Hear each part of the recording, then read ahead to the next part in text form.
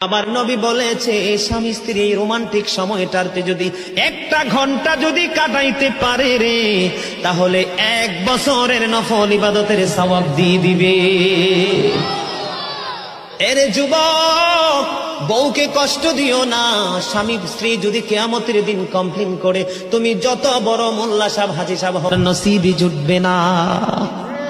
আমি আমার মা আমার বোনদেরকে বলতে চাই, কখনো স্বামীর কলিজায় আঘাত দিও না, কারণ স্বামীর কলিজায় আঘাত দিলে তোমার জীবনে জান্নাত জুটবে না। বন্ধুরে আমার, আমি আমার নবীর জীবন থেকে যদি আপনাদেরকে আরেকটা এক্সাম্পল দেই বন্ধু, এখন আমি আমাদের দেশে স্বামী স্ত্রীর মধ্যে গলদ আছে না নাই?